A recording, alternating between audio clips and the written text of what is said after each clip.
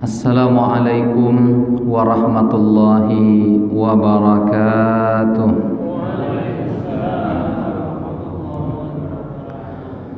Bismillahirrahmanirrahim. Alhamdulillahi rabbil alamin, hamdal hamidin, hamdal mustaghfirin. Assalatu wassalamu ala ashrafil anbiya'i wal mursalin, Sayyidina wa habibina wa qurrati a'yunina Muhammadin wa ala alihi wa sahbihi ajma'in. Ashhadu an la ilaha illallah wahdahu la syarika lah, wa ashhadu anna Muhammadan abduhu wa rasuluhu la nabiyya wa la rasula ba'dah. Fallahumma inna asbahna fi ni'matin wa afiyatin wa sitrin, fa atimma alaina ni'mataka wa afiyataka wa sitraka fid dunya wal akhirah. Allahumma amin. Alim ulama, cerdik pandai, tokoh masyarakat, besar tak disebut gelar, kecil tak dihimbau nama, umumnya hadirin hadirat, tamu-tamu Allah, sidang jamaah fardu subuh yang dimuliakan oleh Allah Ta'ala. Alhamdulillahi Rabbil Alamin. Kita bersyukur kepada Allah dengan memujinya. Pada pagi yang penuh berkah ini, kita memulai kehidupan kita dengan kebaikan, salat subuh berjamaah, beriktikaf, bermajelis ilmu, yang mudah-mudahan segala apa yang kita amalkan ini memberatkan timbangan kebaikan kita di akhirat kelak. Amin ya rabbal alamin. Kita harumkan majelis kita ini dengan bersalawat dan berkirim salam kepada Nabi kita Muhammad sallallahu alaihi wasallam. Allahumma salli ala sayyidina Muhammadin wa ala ali sayyidina Muhammad. Assalamu alayka ya Rasulullah. Bapak Ibu hadirin yang dimuliakan oleh Allah, apa kabar semuanya? Sehat? Alhamdulillah. Bercahaya-cahaya nampaknya wajahnya pagi ini. Ya, ini tanda-tanda ahli surga.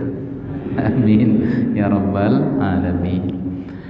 Kita lanjutkan kembali kajian rutin kita, membaca hadis-hadis qudsi atau hadis-hadis hukum, yang mana pada pagi ini kita akan membaca dan menguraikan hadis seputar hukum yang terhubung kait dengan persoalan tauhid. Hadis ini bersumber dari Abu Sa'id Al-Khudri. Ia berkata, "Intalaqa nafarun min ashabin Nabi sallallahu alaihi wasallam."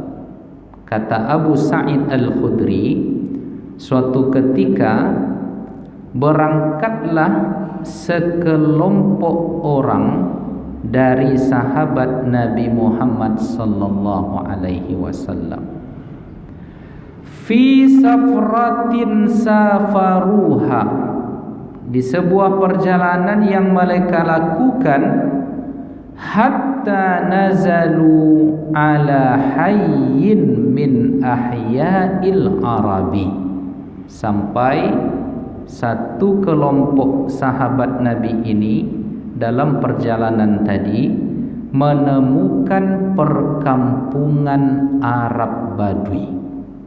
Jadi orang Arab itu Bapak Ibu dulu, ya, bahkan sampai hari ini mereka nomaden, berpindah-pindah dari satu tempat ke tempat yang lain.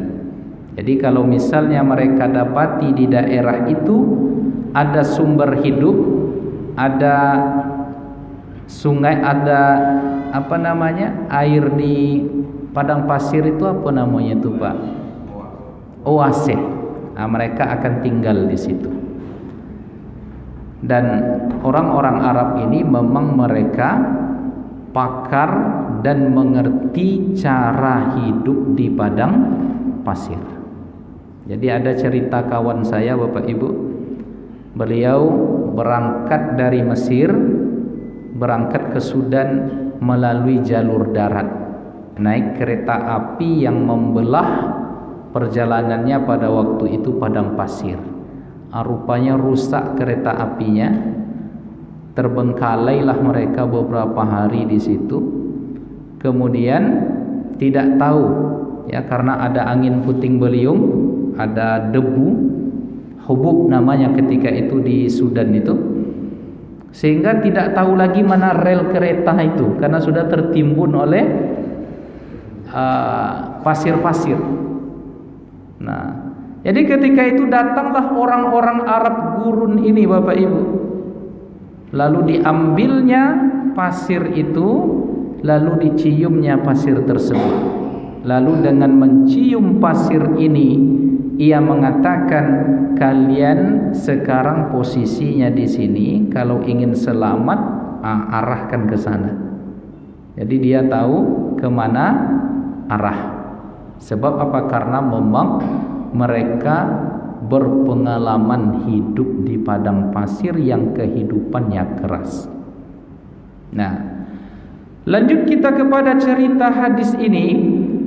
Mereka singgah di perkampungan Arab Badui tadi. Fastadafuhum fa'abau ayyudayyifuhum.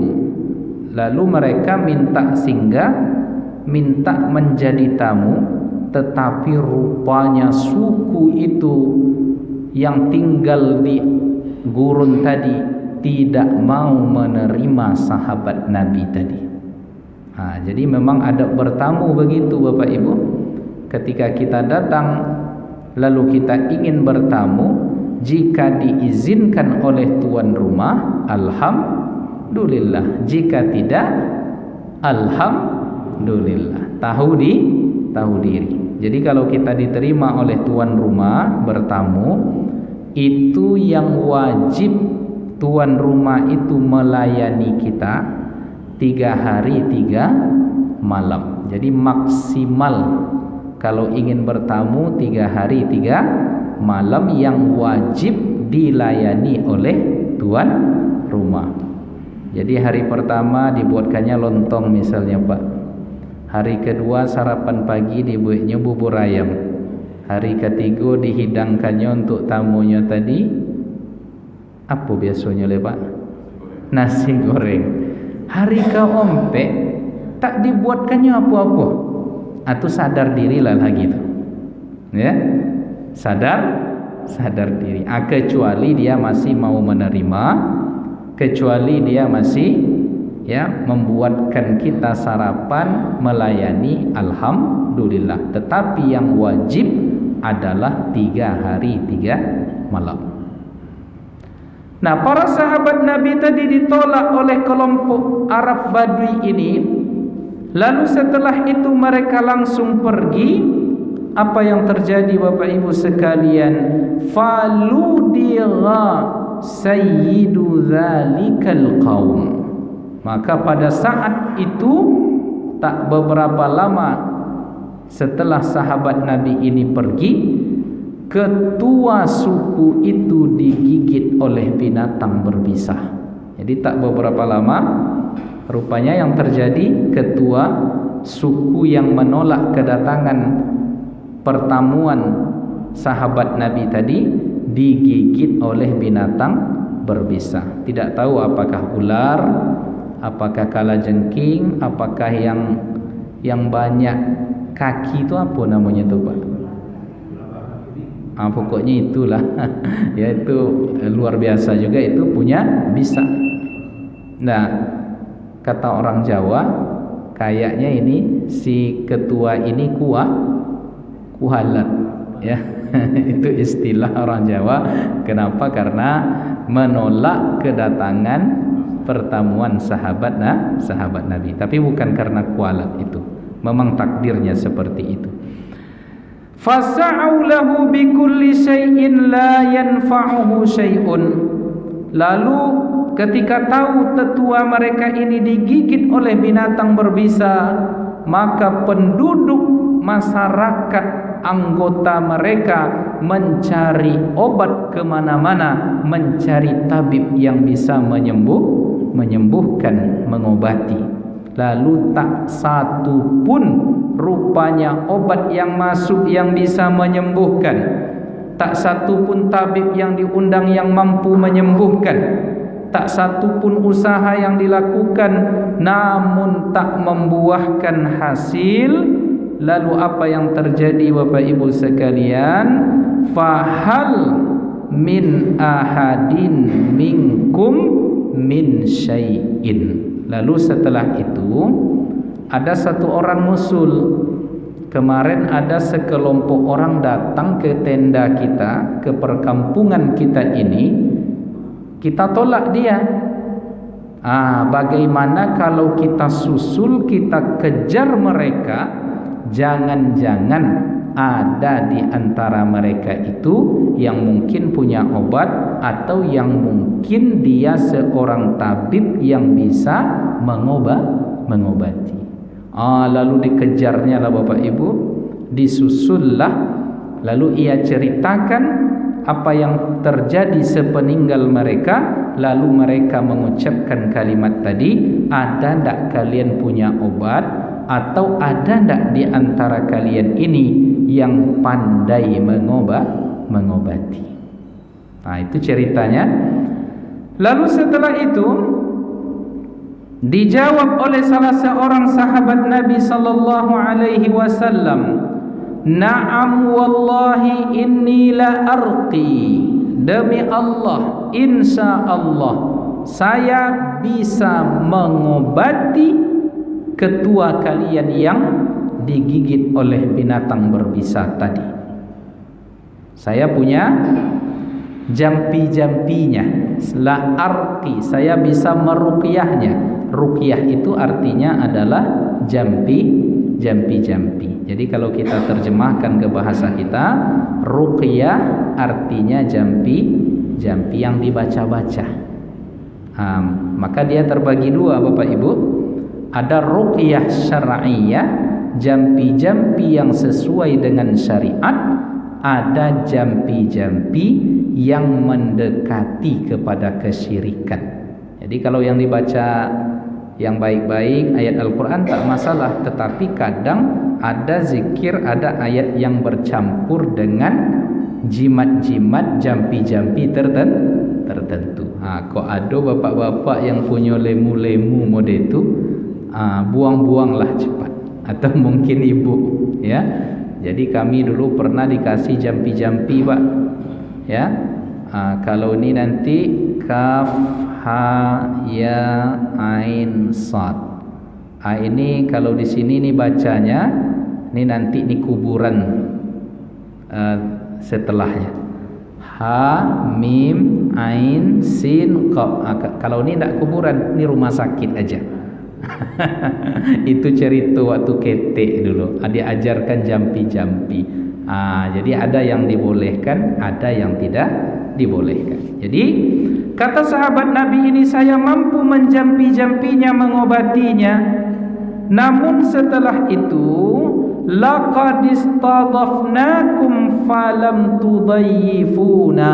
Cuma masalahnya, kata sahabat Nabi tadi, kemarin kami ingin bertamu, kemarin kami ingin singgah, kemarin kami ingin berhenti, beristirahat, berteduh sejenak, tetapi sayangnya kalian tak mau menerima kami. Kata sahabat tadi, wallahi, demi Allah, kata sahabat tadi, kami tidak akan kembali ke sana kecuali kita punya kesepakatan. Artinya bahasa kininya Bapak Ibu, tidak ada makan siang gratis, ya. Kalau balik lagi kami di sana ke sana, itu harus ada kesepakatan dulu katanya. Karena ya kemarin kami singgah, kalian tak terima, sekarang tiba-tiba kalian minta tolong. Itu kan tidak mungkin gratis-gratis saja itu. Nah, dalam riwayat ini diceritakan fasalahuhum ala qati'in minal ghanami, lalu mereka sepakat kalau engkau bisa mengobati tetua suku kami, maka kami akan memberikan kalian puluhan ekor kambing. Jadi diberikan hadiah bahwa kalau bisa sembuh nanti kalian balik ke sana, tentu insya Allah tak akan tangan kosong baliknya. Maka kami janjikan insya Allah akan kami berikan beberapa puluhan ekor kambing atau domba. Karena pada masa lalu itu Bapak Ibu, harta yang berharga itu adalah kuda, adalah kambing, adalah unta. Itulah kira-kira. Jadi kalau di masa kini ya sekarang mungkin kambing itu sekelas Avanza lah. Ya, kuda di atas itu sekelas dia tiap Avanza apa, Pak? Helikopter. Di atas itu kalau standar unta mungkin zaman sekarangnya Pajero dan Fortuner lah mungkin gitu ya, atau Alphard. Itulah kira-kira, karena itu kendaraan ya yang dipakai pada masa itu. Nah, Bapak Ibu hadirin hadirat yang dimuliakan oleh Allah. Fantalaqa yatfilu alaihi, lalu kembalilah sahabat tadi bersama orang yang menjemputnya untuk mengobati tetua yang digigit oleh binatang berbisa tadi. Lalu apa yang dilakukannya? Wa yaqra'ul hamdulillahi rabbil alamin, sampai di sana yang ia baca hanya Al-Fatihah. Al-Fatihah sekali khatam, faka annama nusyita min iqalin.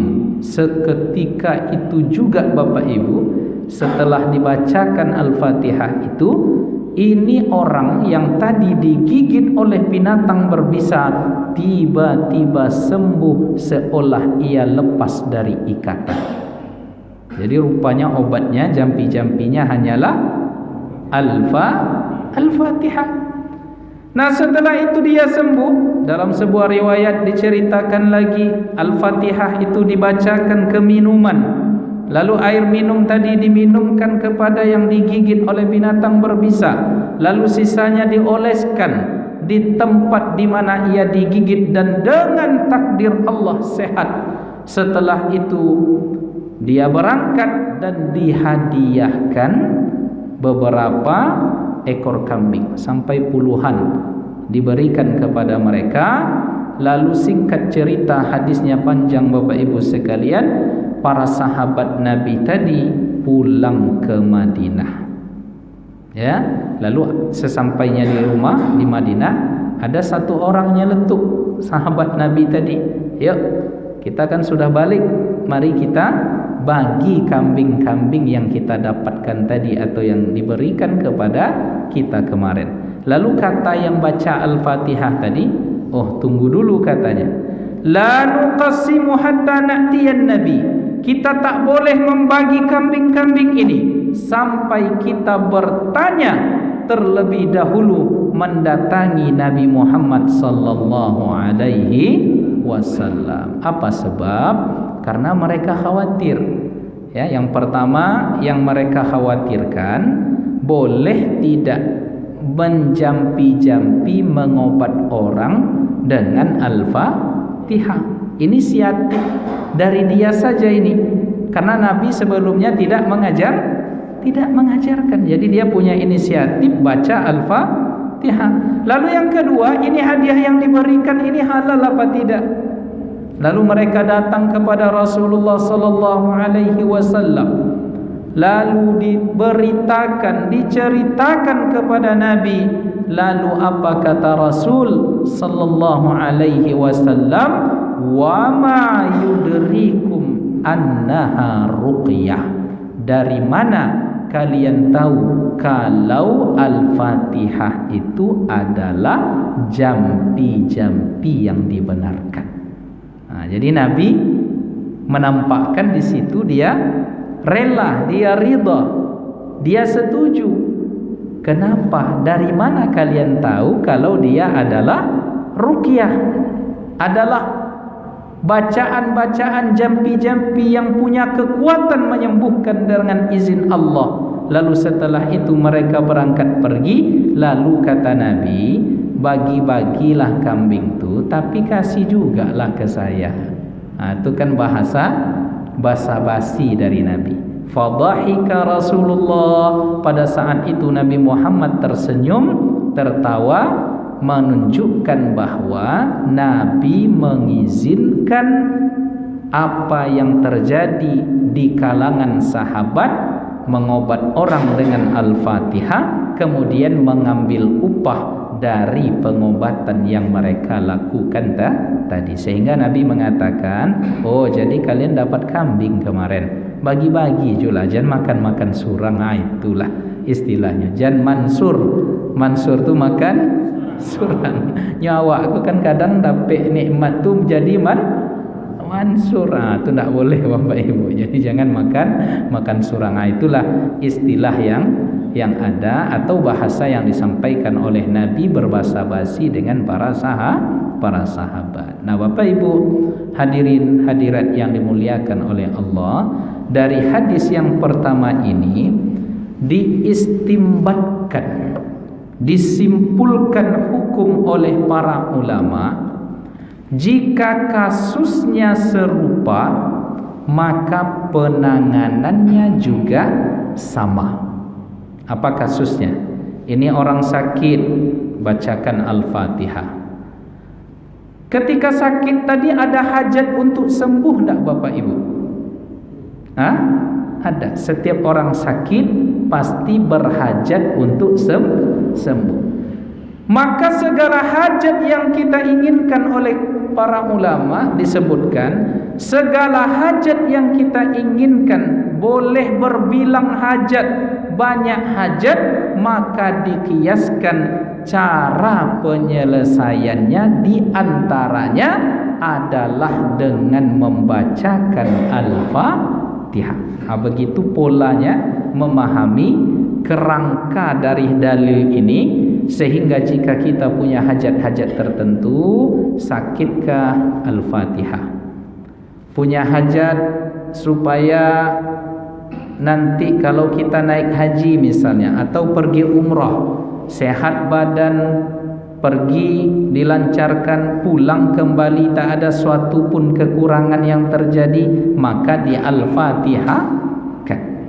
Atau ada di antara kita yang ingin mendapatkan jodoh, ya Allah saya ingin jodoh, mohonlah engkau berikan, maka untuk itu dibacakan Al-Fatihah.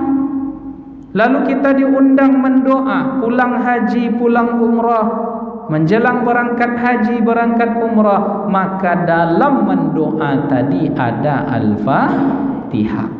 Lalu imam biasanya Bapak Ibu sejak dulu sampai hari ini, seusai berdoa itu, wa sallallahu ala sayyidina Muhammadin wa ala alihi wa sahbihi ajma'in wa akhiru da'wana anil hamdulillahi rabbil alamin. Itu apa yang dibacanya setelah itu biasanya diingatkannya kepada jamaah Al-Fatihah. Mengapa demikian? Supaya doa-doa yang kita pintakan kepada Allah tadi ketika dikunci dengan Al-Fatihah sesuai dengan hadis tadi, potensi doa kita lebih dikabulkan oleh Allah Subhanahu wa ta'ala. Makanya misalnya ada pembawa acara protokol mengatakan begini, sebelum kita mulai acara atau pengajian kita ini, agar dilancarkan oleh Allah, agar tak kurang suatu apapun, marilah terlebih dahulu kita membaca Ummul Quran, Al-Fatihah. Sering tak mendapati suasana seperti itu Bapak Ibu? Ya, dan memang begitu yang kita amalkan. Baik. Nah, untuk menguatkan riwayat ini, ada sebuah riwayat lagi, yang riwayat ini jika tadi diriwayatkan, disampaikan oleh Abu Sa'id Al-Khudri Riwayat ini bersumber dari Ibnu Abbas radhiyallahu anhuma. Jadi Ibnu Abbas ini Bapak Ibu adalah satu di antara 4 orang yang bernama Abdullah di kalangan sahabat Nabi yang banyak menyampaikan riwayat hadis dari Rasulullah. Dan kebetulan dia ini juga adalah sepupu Nabi. Jadi ayah dia Abbas bin Abdul Muttalib, saudara kandung dari ayah Nabi Abdullah bin Abdul Muttalib. Kalau di awak apa namanya itu? Kalau orang Minang menyebutnya saudara sepupu, tapi kalau orang Melayu menyebutnya saudara sewali. Ya, sewali. Jadi kalau kita lebih familiar menyebutnya sepupu, tapi kalau dari pihak bapak namanya saudara sewali. Nah, jadi ada 4 orang sahabat Nabi yang namanya Abdullah, banyak meriwayatkan hadis dari Nabi. Yang pertama namanya Abdullah bin Abbas. Ini yang kita baca riwayatnya. Yang kedua namanya Abdullah bin Mas'ud, dikenal dengan Ibnu Mas'ud. Ibnu Abbas, Ibnu Mas'ud. Kemudian ada Abdullah bin Umar, dikenal dengan Ibnu Umar. Kemudian yang terakhir Abdullah bin Amru bin As. Abdullah bin Amru bin As. Abdullah bin Abbas, Abdullah bin Mas'ud, Abdullah bin Umar, Abdullah bin Amru bin As. Coba ulang oleh Ibu. Siapa tadi? kalau namanya agak lupa kita, ya, sulit menghafalnya barangkali Ibu, ya. Anak saya 3, kadang tertukar-tukar namanya. Yang satu Alia, yang satu Rajwah. Kadang Rajwah jadi Alia, Alia jadi Rajwah. Ya, begitulah, kadang terlupa-lupa.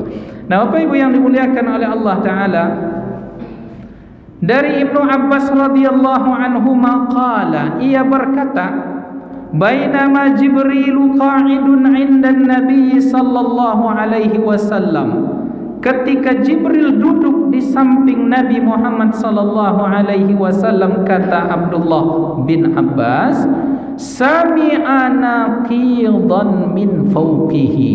Tiba-tiba Jibril ini mendengar suara gemuruh dari langit.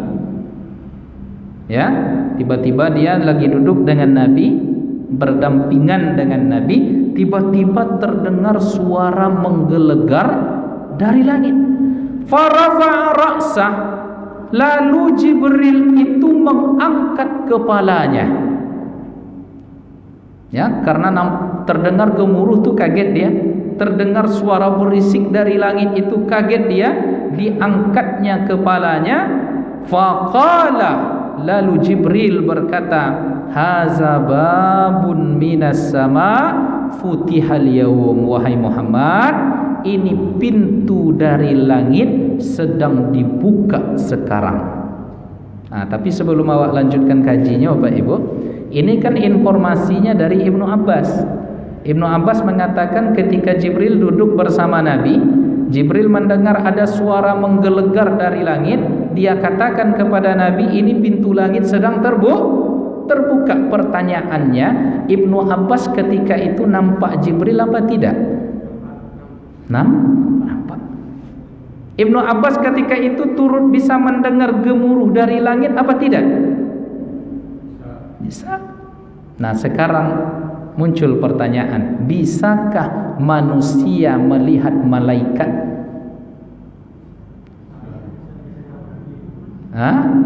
Bisakah manusia melihat makhluk gaib seperti jin? Bisa. Bisa, dengan syarat 2, izin dari Allah Ta'ala. Yang kedua, kesiapan ruhani seseorang menerima itu.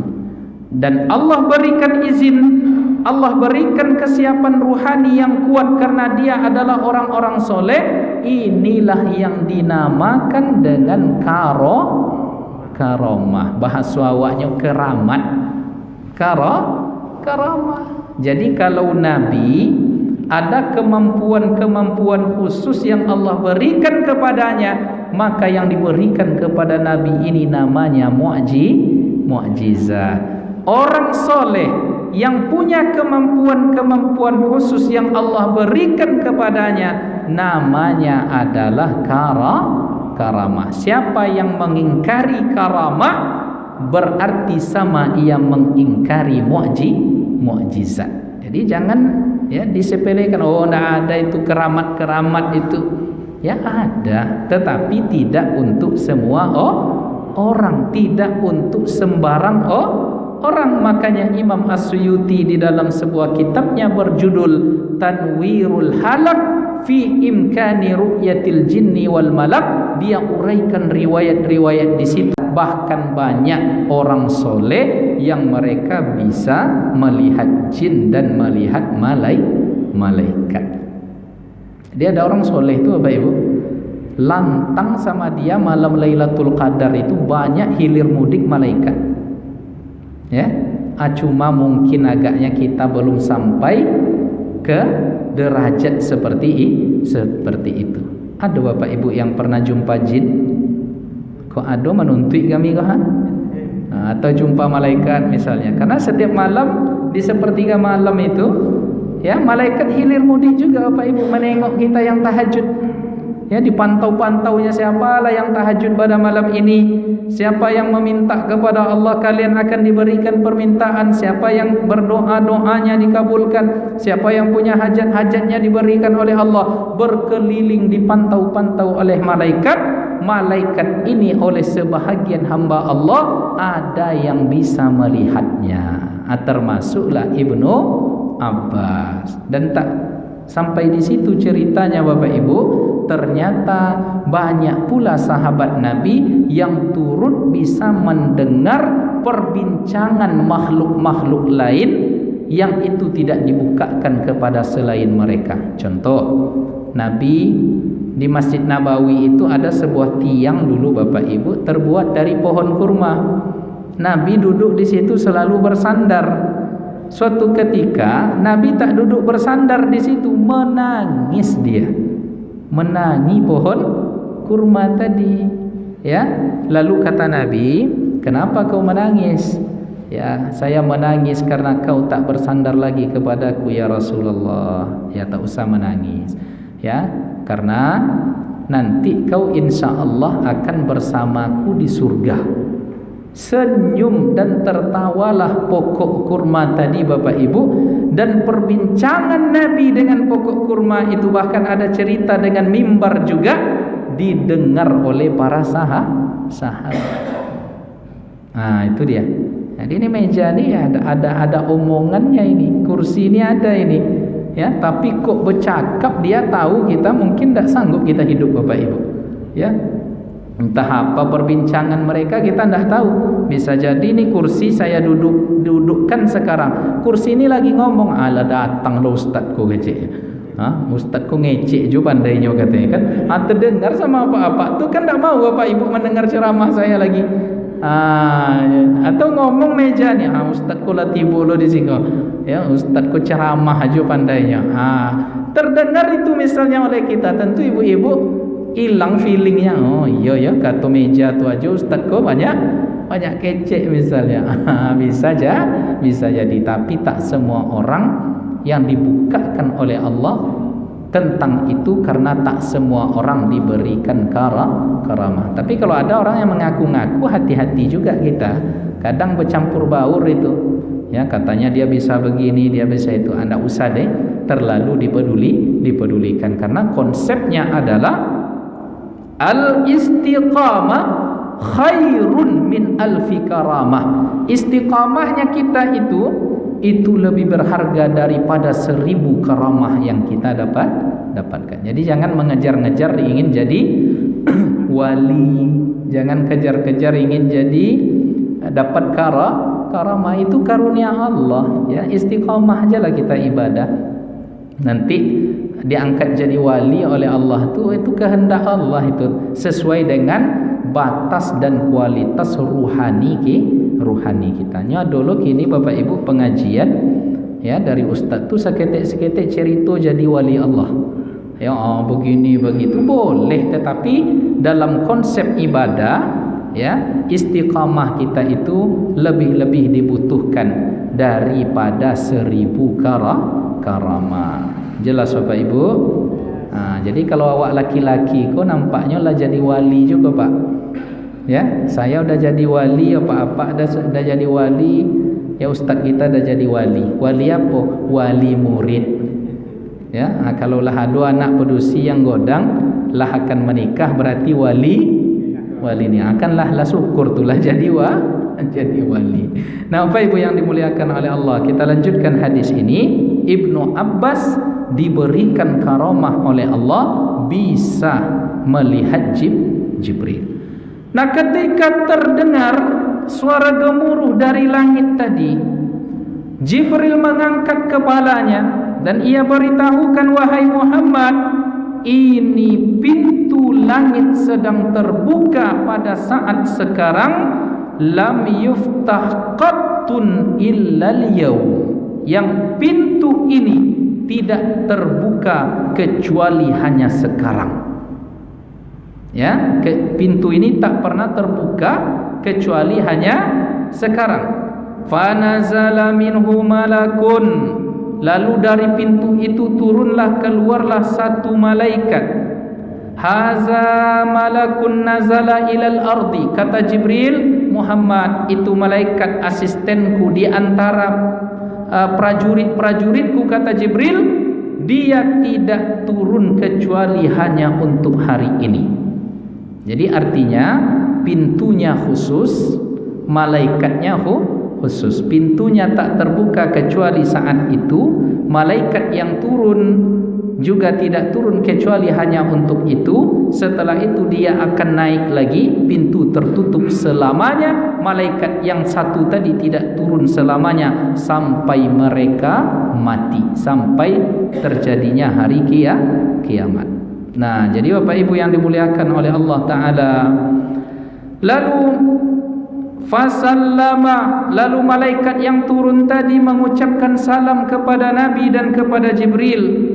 Faqala, lalu malaikat yang turun tadi berkata, abshir binuraini utitahuma lam yu'tahuma nabiyyun qablak. Berbahagialah engkau wahai Muhammad, kata malaikat tadi, dengan dua cahaya yang tak diberikan oleh Allah kepada nabi siapapun selain engkau wahai Muhammad. Berarti pintunya khusus, malaikatnya khusus, yang dibawa khusus, diberikan khusus. Allahu Akbar, luar biasa ini Bapak Ibu. Ya, tak diberikan kepada nabi selain engkau wahai Muhammad dua cahaya ini.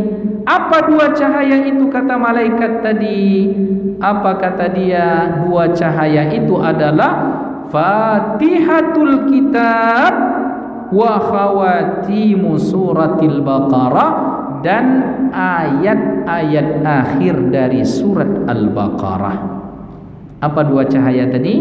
Al-Fatihah dan penutup surat Al-Baqarah. Penutup surah Al-Baqarah itu dimulai dari mana Bapak Ibu? Mantap. Lillahi ma fis samawati wa ma fil ard wa in tubdu ma fi anfusikum aw tukhfuhu yuhasibukum bihi Allah fayaghfiru liman yasha wa yu'adzibu man yasha wallahu ala kulli syai'in qadir. Amana ar-rasulu bima unzila ilaihi min rabbih wal mu'minuna kullun amana billahi wa malaikatihi wa kutubihi wa rusulihi la nufarriqu baina ahadin min rusulihi wa qalu sami'na wa ata'na ghufranaka rabbana wa ilaikal masir. La yukallifu Allahu nafsan illa wus'aha laha ma kasabat wa 'alaiha ma kasabat. Rabbana wa la tahmil 'alaina isran kama Ustaz pun lupa. Ya. La tuzigh qulubana ba'da idh hadaitana rabbana wa la tahmil 'alaina isran kama hamaltahu 'alal ladzina min qablina rabbana wa la tuhammilna ma la taqata lana bihi wa'fu 'anna waghfir lana warhamna anta maulana fansurna 'alal qaumil kafirin. Wajib Bapak Ibu hafal tuh. Ada yang tak hafal? Hah? Ada juga. Terjun-terjunlah ke Sungai Siak cepat. Ya, itu wajib rasanya itu untuk dia hafal karena berkahnya luar biasa tuh Bapak Ibu. Awal Al-Baqarah, tengah Al-Baqarah ayat kursi, akhir Al-Baqarah tuh minimal kita hafal. Ya. Jadi dua surat ini kata malaikat kepada Nabi tadi, dua cahaya yang Allah berikan tidak diberikan kepada selain engkau wahai Muhammad. Lalu dikatakan oleh malaikat tadi, lan taqra'a bi harfin minhuma illa u'titahu, tidaklah satu huruf saja yang engkau baca dari dua surat tadi, maka segala keinginan kehendakmu akan diberikan oleh Allah Subhanahu wa ta'ala. Allahu Akbar. Satu huruf tuh Pak. Ya, misalnya kita baca aja lillahi ma fis sama', itulah lebih dari satu huruf itu. Ya, satu ayat sajalah. Ya, sederhananya kita baca, kita niatkan agar Allah mengabulkan harapan kita dengan kita membacanya tadi. Kata malaikat tadi, informasi yang ia bawa kepada Nabi tentunya dari Allah, segala keinginan hajat kita diberikan oleh Allah Subhanahu wa ta'ala. Jadi Bapak Ibu, itulah mengapa ya di setiap ya doa-doa mendoa kita, acara-acara selalu dirangkai, disempurnakan dengan Al-Fatihah. Tetapi Bapak Ibu, baru berpengaruh dia Al-Fatihah atau ayat Al-Quran apapun yang kita baca, itu syaratnya dua. Yang pertama yakin, yang kedua baik sangka kepada Allah. Ini aspek tauhidnya. Ya, jadi saya pernah bawa anak berobat ke dokter Evi, dokter anak di rumah sakit Safira. Anak saya demam, batuk, pilek, ya. Lalu udah 2-3 hari di rumah, ya pakai herbal apalah semuanya tak sembuh. Sesak napas, saya bawalah ke rumah sakit, ya, ke poli anak. Jadi kata dokter Evi ini kebetulan saya kenal. Apa kata beliau? Ustaz, kok ngapo pulu bawa anak berobat ke sini? Ya sakit dia dok, makanya ikhtiar berobat. Kan ada ikhtiar berobat sebelum datang ke saya nih katanya. Apa dokter? Ambil air minum Al-Fatihah, kan minum kan ke dia katanya. Selesai itu. Kan ustaz mah katanya. Itu saya bilang, sudah 2-3 hari itu dibuat begitu dokter, tapi belum sembuh lagi, belum makbul. Apa kata beliau, kata-katanya yang menusuk tangkai jantung saya. Tapi saya tak marah karena itu teguran dari dia, ya dari Allah melalui lisan dia. Kata dokter tadi dengan santainya, apa katanya Bu? Masalahnya Ustaz tak yakin dah katanya. Ustaz lo yang begitu kan ya? Lah doktor pula 50 tahun belajar agama di luar negeri pula tuh di Mesir, di Sudan, langsung diserang oleh dokter tadi. Tapi dia tersenyum. Tapi saya terduduk waktu itu. Iyo pula yo, awaklah tinggi sekolah tapi kurang yakin. Kan masalah kita di situ ya Pak. Apalagi ini anak, subjektivitas kita tinggi, sayang kita besar. Maka ketika baca Fatihah tuh yang hadir itu mungkin bukan kebesaran Allah Ta'ala, tetapi kecemasannya yang lebih besar. Bukan Allah lagi yang maha besar, ya enggak? Itu awak tak yakin. Maka kata dokter tadi, masalahnya Ustaz tak yakin loh katanya. Oh, tertantang saya. Pulang saya dari rumah sakit itu Bapak Ibu, saya ambil air aqua besar itu, saya bacakan Al-Fatihah dalam keadaan berwudu, betul-betul berserah kepada Allah. meminta betul kepada Allah dari hati terdalam dan keyakinan Allah Maha Penyembuh, Allah Maha Kuat, Allah Maha Kuasa. Saya bacakan Al-Fatihah, minumkan ke anak, besok paginya sembuh Bapak Ibu. Allahu Akbar. Tapi sekali itu loh nyawa masalahnya kurang ya. Itu tuh Pak. Maka harus urut dada kita nih. Yakin kita tuh kurang. Tetapi ini pada aspek tauhid. Di saat kita yakin karena memang begitulah yang diminta oleh Allah dan Nabi menyatakan, mintalah kepada Allah wa antum muqinuna bil ijabah. Di saat itu mesti kalian yakin Allah akan memberikan. Karena Allah tak sia-sia.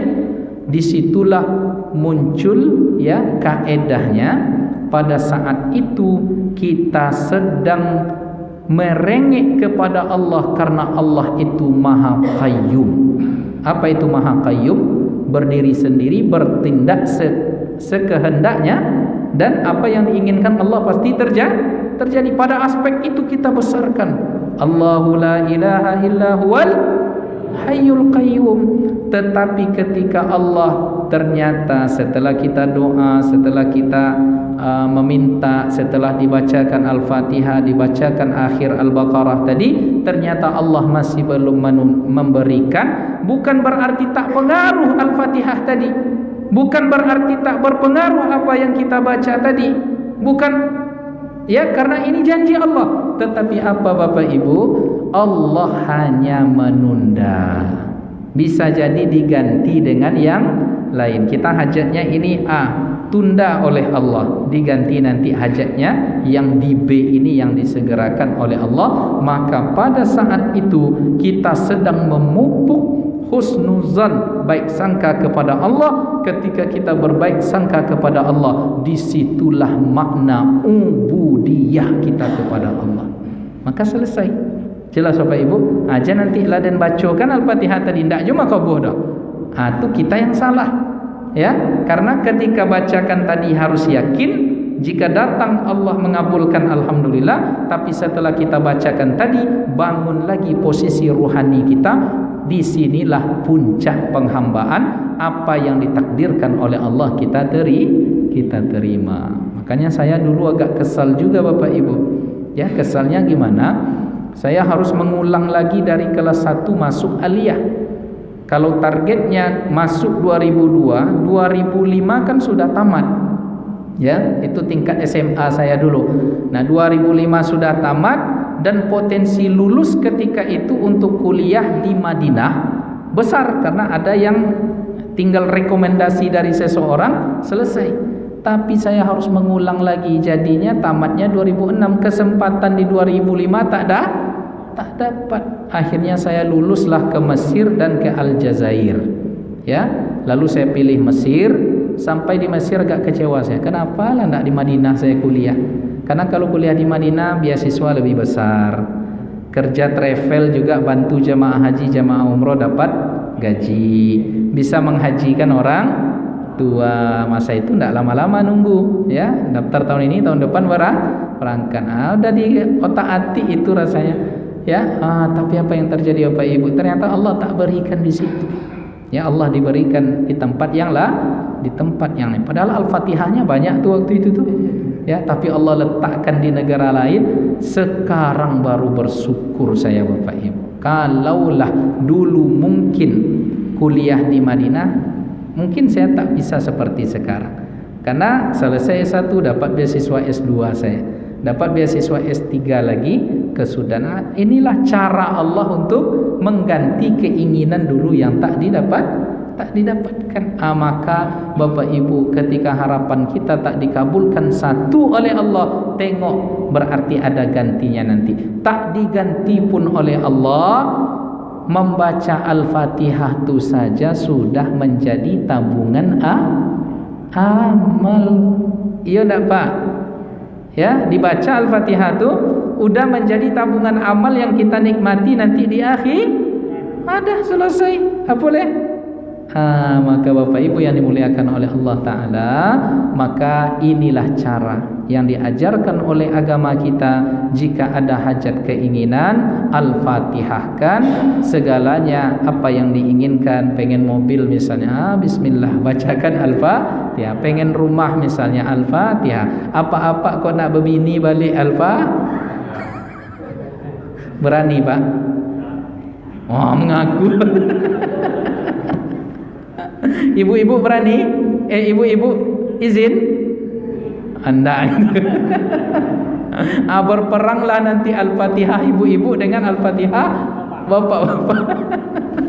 Jadi sebagai penutup Bapak Ibu, ada profesor kami di UIN itu, dia mendaftar jadi calon rektor. Jadi katanya ke istrinya, "Dek, kalau abang jadi rektor, terpilih abang jadi rektor nanti, nampaknya berbini dua abang," katanya. "Apa itu lo?" kata istrinya. "Ya karena kan sibuk jadi rektor tuh, harus keluar, dinas luar tuh harus ada kawan," katanya. "Kalau adik saya bawa anak macam mana di rumah nanti? Maka saya cari cabang satu lagi," katanya. Tapi istrinya pintar pula Bu. "Yalah bang," katanya, "kalau itu keinginan abang, mohon-mohon banyaklah salat tahajud, berdoa Al-Fatihah kepada Allah," katanya. Saya pun tahajud, saya Al-Fatihahkan abang tak jadi rektor," katanya. Manalah Al-Fatihah kita nanti yang akan menang. Rupanya Bapak Ibu, menanglah Al-Fatihah istrinya. Tak jadi bapak ni jadi rektor. Jadi kalau udah macam-macam bapak-bapak ni, nampak nanti Ibu Al-Fatihah kan cepat. Kalau enggak juga berubah bapak tu, takbirkan 4 kali takbir. Apa tu 4 kali takbir? Matilah bang. Baik Bapak Ibu yang dimuliakan oleh Allah, itulah materi yang bisa saya sampaikan pada pagi ini. Mungkin ada pertanyaan, kami persilahkan sebelum kita tutup. Assalamualaikum warahmatullahi wabarakatuh. Waalaikumsalam warahmatullahi wabarakatuh. Saya bingung Ustaz. Ya. Mengenai sholat sunat fajar. Ya. Ada yang mengatakan sesudah azan. Ada yang mengatakan sebelum azan. Jadi yang mana yang benar itu? Baik. Raka'atul fajri khairun minad dunya wa ma fiha. 2 rakaat sebelum fajar itu lebih baik daripada dunia dan segala isinya.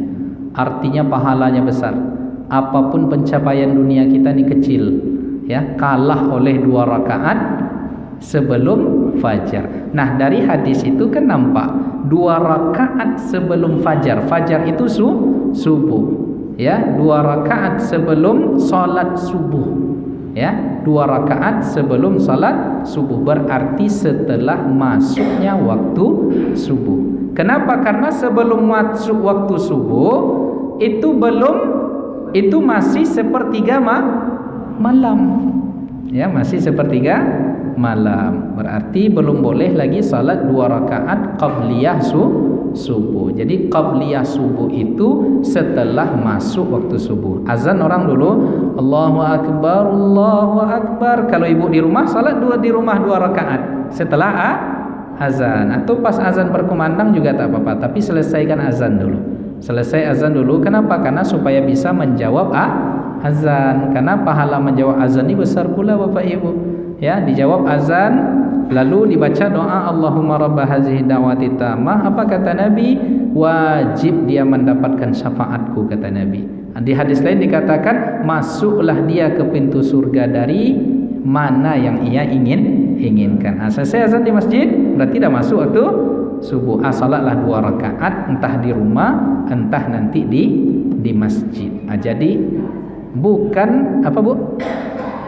Ya, setelah azan berkumandang, ya tandanya masuk waktu subuh. Di saat itulah Ibu dibenarkan, karena ini ibadah terikat waktu. Jadi salat itu adalah ibadah yang disebabkan terikat oleh waktu. Maka waktunya adalah setelah masuknya waktu subuh ditandai dengan azan. Baik, ada yang lain? Assalamualaikum Ustaz. Waalaikumsalam warahmatullahi. Ini mengenai Al-Fatihah tadi Pak Ustaz. Ya. Ada saya mendengar dari sebagian orang katanya Al-Fatihah itu dikhususkan untuk ya ada seperti orang sakit, ada niat-niat kita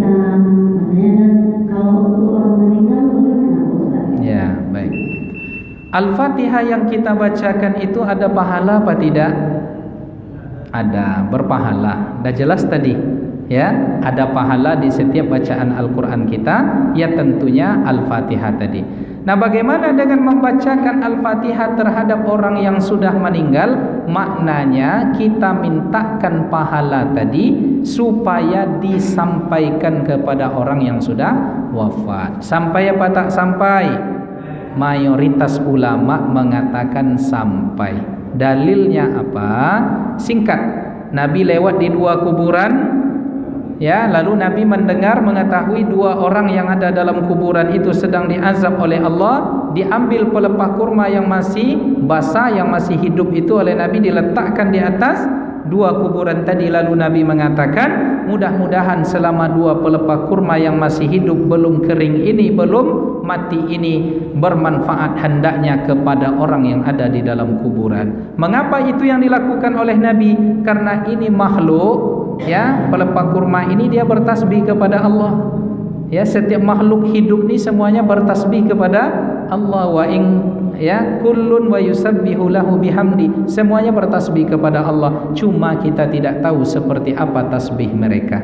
Kan kita tidak ngerti, tidak dengar. Ya, tapi kucing bertasbih, pohon-pohonan yang hidup itu bertasbih. Tasbih pohon kurma saja sampai bermanfaat kepada orang mati. Apatah lagi bacaan zikir Al-Quran yang dibacakan, diniatkan sampai kepada orang mati dari orang hidup. Itu dalilnya tu, Bu.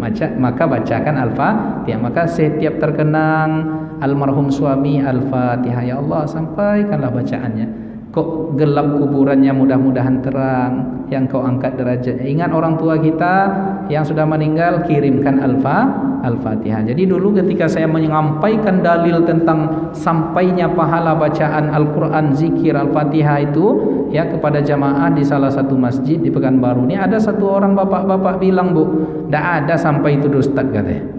Ya, nah pula sampai itu barang yang tak nampak dikirim-kirim, iyo pulo kan, tak nampak barang tu dikirim pulo, ya, kirimnya kemana tak jelas pula alamatnya. Dia sangka ini mungkin paket, ya, hukum pahala akhirat itu masuk perkara Allah punya kuasa. Tapi saya tak mau lagi berdebat panjang, saya sampaikan ketika itu, matilah bapak dulu, nanti saya bacakan Al-Fatihah, saya bilang. Oh, terdiam dia, Bu. Ya, karena kalau sudah diuraikan detail tidak terima juga, matilah dulu. Setelah mati nanti Al-Fatihah kan. Setelah itu tak datang-datang bapak itu lagi. 2 juga kemungkinannya tuh. Yang pertama memanglah mati, yang kedua mungkin tak sukonya pengajian awak, yang tersinggungnya mungkin tak datang dah. Ya, ini masalahnya udah kita uraikan. Dibantah pula, tak ada tuh katanya. Barang tak nampak dikirim-kirim katanya. Kemana alamatnya katanya? Oh, ndeh, kok ketek dari Ambon, tekek kepalanya tu apa itu. Demikian Bapak Ibu yang dimuliakan oleh Allah, kita tutup kajian kita ini, mudah-mudahan bermanfaat. Semoga yang kita dengar ini menambah ilmu, menambah amal kita, dan insya Allah bermanfaat bagi kita dunia akhirat, bagi kami yang menyampaikan. Siapa yang punya hajat, mudah-mudahan Allah lepaskan ia, Allah berikan segala hajatnya. Siapapun yang punya masalah, Allah lepaskan ia dari masalahnya. Siapapun di antara kita yang tentunya semua kita berdosa, mudah-mudahan Allah ampunkan dosa. Siapa yang sakit di antara kita dan keluarga kita, Allah angkat penyakitnya, ya Allah. Allah sehatkan badan mereka dan kita semua. Siapa yang dililit oleh hutang, mudah-mudahan Allah lepaskan ia dari lilitan hutang itu. Al-Fatihah. A'udzubillahi minasyaitonirrajim. Bismillahirrahmanirrahim. Alhamdulillahirabbil alamin. Ar-Rahmanir-Rahim. Maliki yaumiddin. Iyyaka na'budu wa iyyaka nasta'in. Ihdinas siratal mustaqim. Siratal ladzina an'amta 'alaihim ghairil maghdubi 'alaihim waladdallin. Amin. اللهم صل على سيدنا محمد صلاة تنجينا بها من جميع الأهوال والآفات وتقضي لنا بها جميع الحاجات وتطهرنا بها من جميع السيئات وتبلغنا بها أقصى الغايات وترفعنا بها عندك على الدرجات إنك سميع قريب مجيب الدعوات ويا قاضي الحاجات جزا الله عنا سيدنا محمدا ما هو أهله وآخر دعوانا الحمد لله رب العالمين تقبل الله منكم منا ومنكم تقبل يا